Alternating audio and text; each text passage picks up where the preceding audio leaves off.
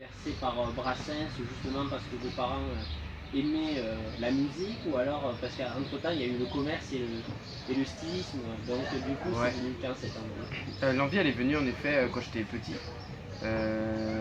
Vers mes 12 ans où j'ai vraiment voulu écrire des chansons, j'ai commencé la guitare à ce moment-là en fait. Et elle est venue familialement je crois, parce que j'ai un papa qui écoute énormément de musique et de chansons françaises en particulier, et qui nous a fait écouter beaucoup de chansons françaises. Alors il y a eu, c'est vrai, Brassens, mais ce qui m'a encore plus touché, Maxime Le Forestier, Barbara, Michael Garn, Cabrel. Voilà, c'est ces gens-là qui m'ont finalement donné envie, quoi. Après, ça s'installe, c'est une passion qui s'installe et qui évolue, qui se renforce, qui se développe.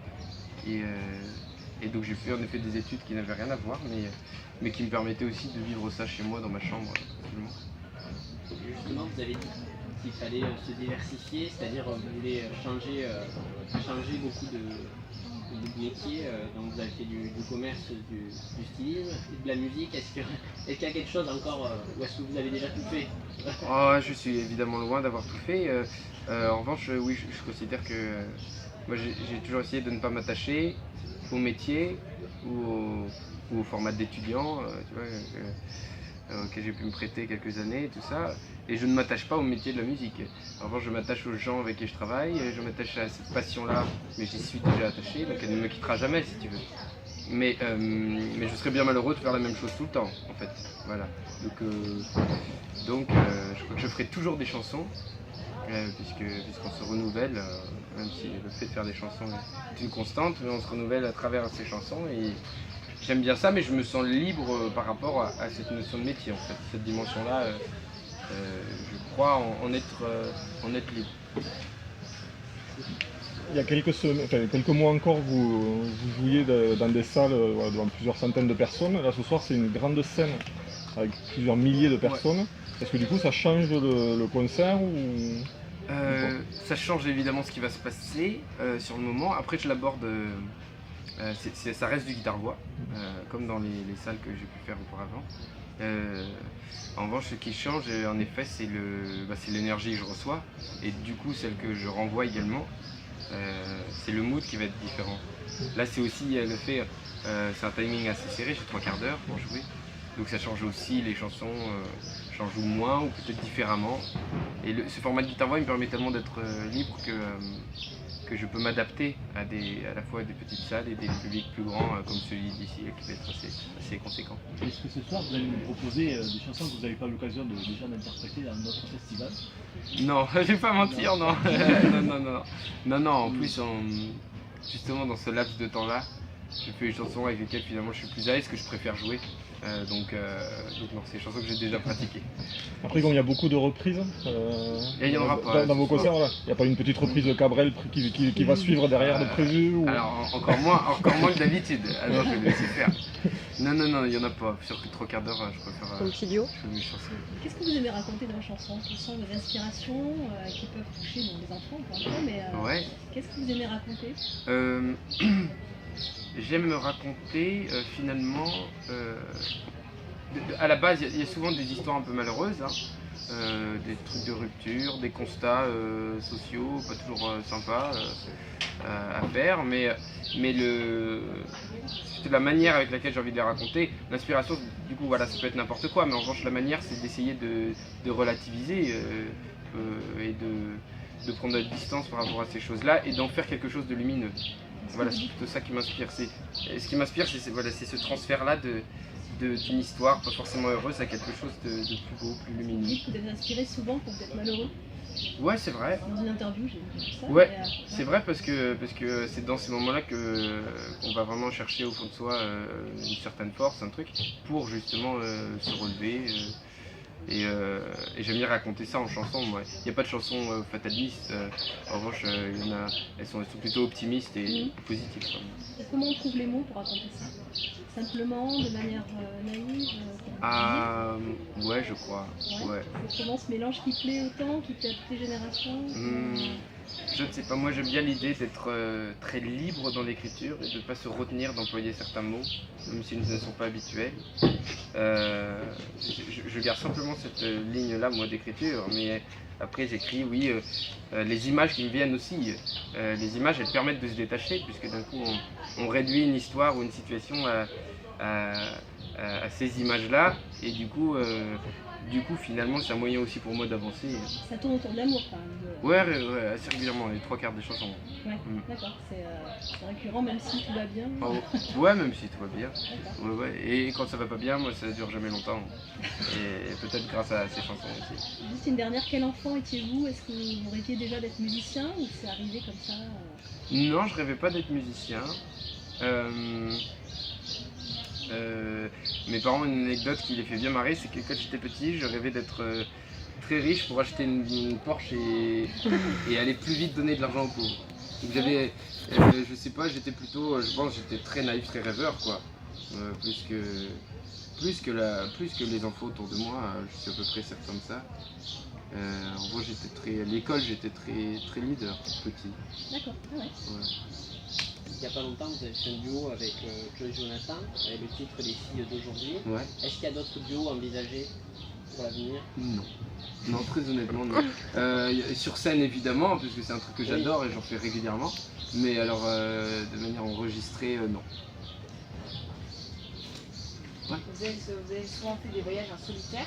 Vous avez fait notamment en Israël, en autostop, avec seulement 100 € en poche. Comment était l'aventure? C'était fantastique parce que je suis allé, si tu veux, à la rencontre alors déjà de gens que je n'aurais évidemment pas croisés dans d'autres conditions, de culture aussi, et puis à la rencontre de difficultés qui m'ont beaucoup fait grandir. Ce voyage-là, justement, j'avais 18 ans, quoi, donc je sortais de l'école où je me sentais pas super bien et du coup, j'étais heureux de réussir une entreprise assez modeste qui essaie d'avancer en autostop, mais en rencontrant des gens, en ayant à surmonter des difficultés originales, et ça m'a fait avancer et grandir, quoi. Est-ce que c'est une façon de chercher de l'inspiration par ces voyages, ou si par votre expérience professionnelle sur d'autres styles de métier, le stylisme ou le commerce, des influences par rapport à l'approche des autres sur vos chansons? Et je crois que tout ce qui encourage à se libérer l'esprit et à prendre de la hauteur par rapport à ce qu'on vit, et ben ça libère l'inspiration. Moi c'est plutôt ça. Je suis certain que les voyages, quand je rentrais de voyage, je me sentais tellement pas dans le système dans lequel je revenais que d'un coup il y a une hauteur de vue qui est très très encourageante, quoi, à l'écriture. Plusieurs voyages en vélo, en autostop, en scooter électrique aussi, je crois. Oui. Et vous êtes un vrai sportif ou c'est des défis Non. Ou c'est le goût de l'aventure comme ça, du défi Non. prime. Ouais, c'est plutôt le sport. J'ai toujours fait du sport pour m'amuser, quoi. J'ai jamais, même au rugby, j'ai joué énormément au rugby, mais je détestais aller à la muscu parce que je me sentais débile. Je m'amusais pas, quoi. En revanche, ça m'amuse de jouer avec un ballon, ça m'amuse de faire du vélo, de voyager à vélo. Je cherche à m'amuser, quoi. Ouais, vous avez fait ça pour la Je trouve sortie. que je fais du sport, mais c'est vraiment, je suis pas sportif, Oui, mais quand même, c'est le loisir. c'est pas donné à tout le monde de partir à Stockholm ou à Berlin, je sais pour la sortie d'album. Bah franchement, c'est donné à tout le monde. Il Ouais, faut oui. s'y mettre, quoi, parce que moi je fais pas de vélo de l'année, mais en revanche dès que je décide d'aller à Stockholm à vélo, ça marche, parce que c'est que là-dedans. C'est pas du tout les gens qui sont entraînés, elles ne le sont pas. Il y avait un souvenir à garder sur Ces voyages-là, voyage en vélo, ouais, ou deux sur Stockholm ou sur Berlin. Une anecdote il y a rigolote un- peut-être, je sais pas. bon, oui, il y en Qui peut plaire a. aux enfants, on va dire. Ouais, j'ai réfléchi à ça, parce que Ouais. j'en ai plein évidemment, mais une qui pourrait plaire aux enfants. Une rencontre. Ouais, et ben une fois en un Suède, animal. j'étais complètement paumé. Enfin paumé, c'est qu'il n'y avait rien autour, j'avais très faim, j'avais très froid depuis des jours, c'était en octobre, j'étais à vélo, j'avais rien mangé. Et pour la première fois, je cherchais un endroit où faire sécher ma tente et tout, il fallait que je dorme, mais je n'arrivais plus. Et du coup j'ai frappé à une porte et dans ce petit village, c'était une famille de Français, il y avait 22 chiens. Voilà. Et donc j'ai passé finalement plus de 2 jours avec ces 22 chiens et cette famille de Biterrois d'ailleurs, qui s'est Ouais. installée en Suède dans un petit trou paumé. Et très bons souvenirs de ces nuits avec les chiens et de ces 2 jours-là où j'ai pu me restaurer et passer de bons moments avant de repartir. 2 jours, ça fait. Ouais. 2 jours, à soigner les chiens. Et ouais, plutôt à les observer, jouer avec eux, quoi. Question, aujourd'hui vous avez 25 ans, vous passez en première partie de Grand Nom, qu'est-ce que ça vous inspire? Comment on le vit déjà tout simplement? Et ben on le vit super bien, moi je suis hyper heureux, je voyais John Baez aux balances et ça m'a touché hein, voilà, ça me fait quelque chose, j'ai une admiration immense pour Francis Cabrel et j'adore San Severino, je trouve cette soirée franchement dingue, je trouve dingue d'en être l'ouverture quoi, et j'en suis hyper flatté et heureux. Est-ce que parmi tous ces festivals d'été, est-ce que ça donne aussi l'occasion de voir un peu ce que propose la ville, comme ici Albi, qui est marqué au patrimoine mondial? Alors oui, en fait j'ai prévu après le concert, on va me prêter un vélo et je vais pouvoir aller voir la cathédrale apparemment en briques rouges qui est assez dingue.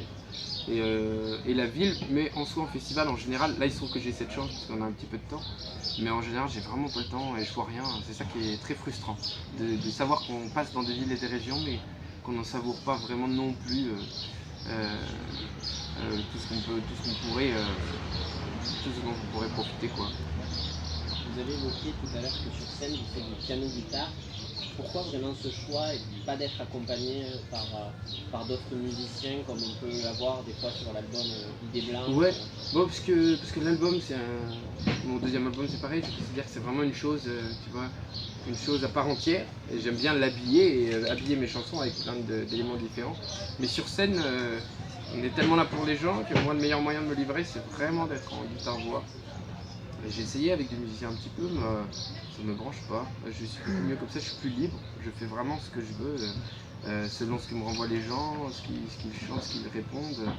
Donc c'est une liberté en fait ce format-là. Justement, qu'est-ce que ça vous fait maintenant d'entendre sur les concerts le public reprendre vos chansons Bah, ça c'est mortel. Et c'est peut-être ce qui fait que je me lasse pas de chanter et rechanter des centaines de mes chansons, c'est que les gens se les approprient et du coup ils en font quelque chose à chaque fois de nouveau et de différent pour moi quoi. Donc ça porte. Comment on vit ce succès si rapide? Super bien, quand on est avec des gens bien et normaux et sympas et bah, franchement tout se passe assez naturellement finalement. C'est un monde un peu Ouais, impitoyable. Bah, pas les gens avec qui je travaille. Moi je suis dans un label indépendant. Mon tourneur est un petit tourneur, on n'est pas nombreux, on est bien, c'est très familial quoi. Et c'est comme ça depuis le début. Donc moi je vois pas du tout les problèmes de major, de les artistes qui sont abandonnés, qui sont pas suivis, qui sont envoyés sur d'autres labels, de trucs. Je subis pas tout ça, j'ai cette chance d'être chez des indépendants qui ont une vision assez saine je trouve du métier. Donc je me raccroche pas mal à ça. Là, on est en gros à 1 heure du spectacle, justement, avant un concert, vous êtes un chanteur qui stresse, complètement détendu. Ah ouais, je stresse pas du tout. Non, pas du tout. En revanche, je suis très excité, et surtout dès qu'il y a, techniquement, dès que je sais que ça va être bien, c'est-à-dire que là, il y a un super système, il y a un matériel dingue, l'accueil est hyper pro, tout ça, et ben, c'est hyper excitant. Le fait qu'il y ait autant de gens aussi, donc non, je suis pas stressé mais excité. Merci beaucoup. Avec plaisir. Merci à vous.